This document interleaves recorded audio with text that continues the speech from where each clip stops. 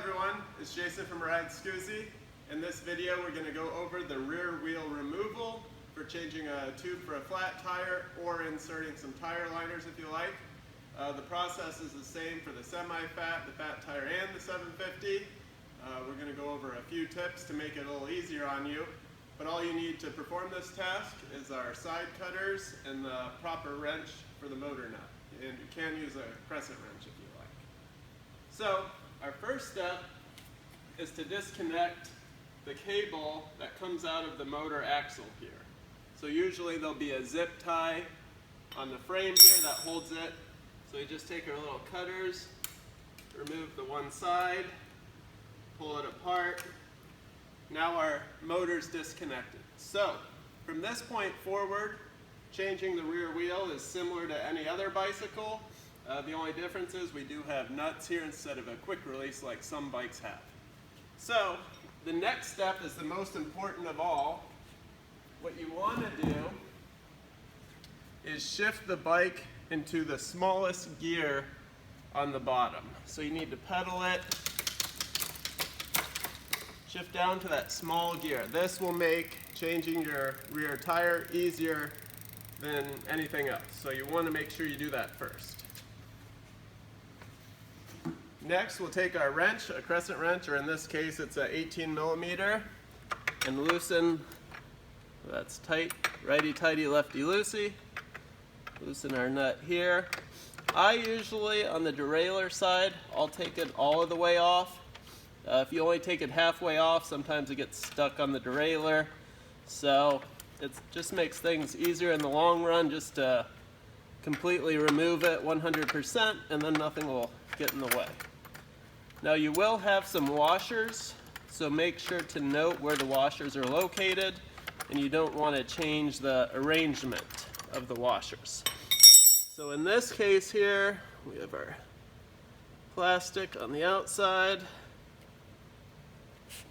There we go. We got our nut and washer on the outside.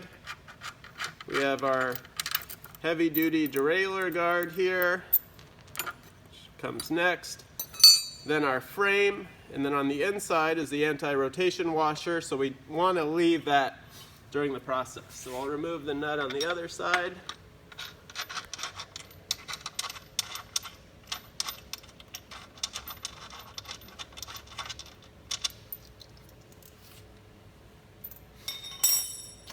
Okay, now we're going to remove the rear wheel.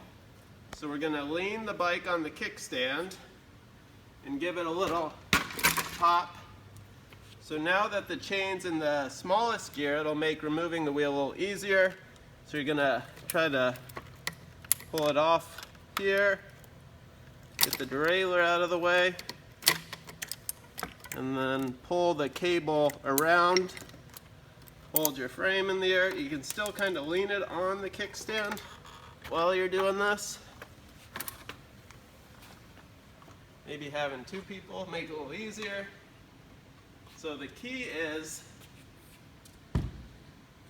you can now take your bike and lean it on the kickstand, get the balance just right. There you go. That way it's not falling over. So now we have our wheel completely removed. Let's see, we did here that rotation washer fell off, so you want to make sure you don't lose that stuff when you do this. So make sure you put it back where it was.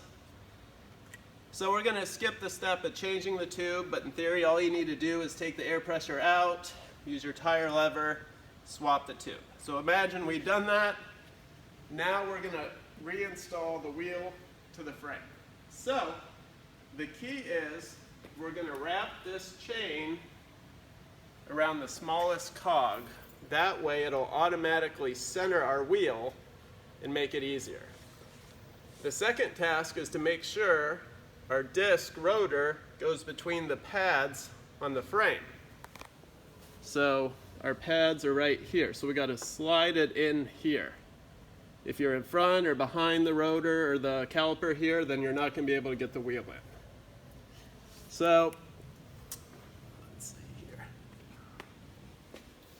The final tip is to take a small crescent wrench And when you're going through the process, if the wheel gets stuck, set it to the width of the axle, and you can use your crescent wrench to wiggle the wheel back in place. So we're going to keep that close.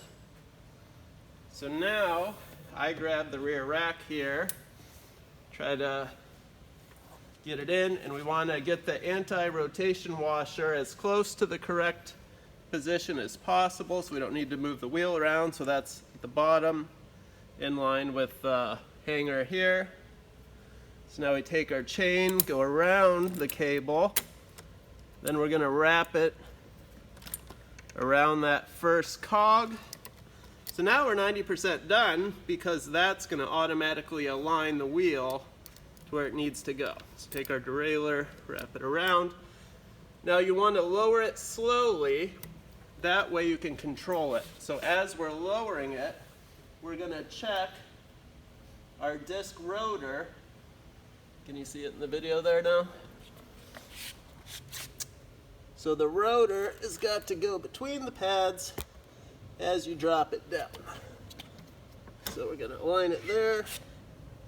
You can see we got the rotor in between the pads. Kind of hard to see. Now we know, you see it from behind, right there. So the rotor is in between the pads. So that allows it to drop in place. So now, what we want to do on the front, you can see our axle is facing the wrong way. So instead of doing this by hand, which is kind of difficult, if we can get our crescent wrench in there, rotate it down, and boom, drops right in place. Makes it a million times easier. So that's pretty much it. The next step, I like to take the non-drive side nut and just tighten that, which is pretty simple.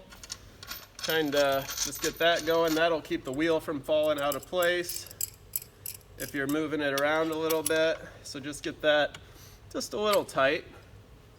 And then we can come back to our drive side and then start off with the three pieces here, our guard, our washer, and our nut. Make sure not to cross thread everything. Get those going. And then reconnect your motor cable here. Find the arrows. I don't know if you can see it in the video. Got some arrows there you want to align. Push that back together. Make sure they're all the way in. And then you're going to want to zip tie your cable back to the frame. Tighten the nut back down, really tight. And then it's always good after you change the wheel, after 1 or 2 rides, just to check the nuts again and retighten them again. But that's pretty much it. The 2 tricks are just make sure to shift into the small gear and make sure you align that rear rotor into the pads and drop it down nice and slowly. And if you have a second hand, it always helps when you're first removing the wheel just to hold on to the bike. And then you can just lean it on the kickstand so the bike doesn't fall over.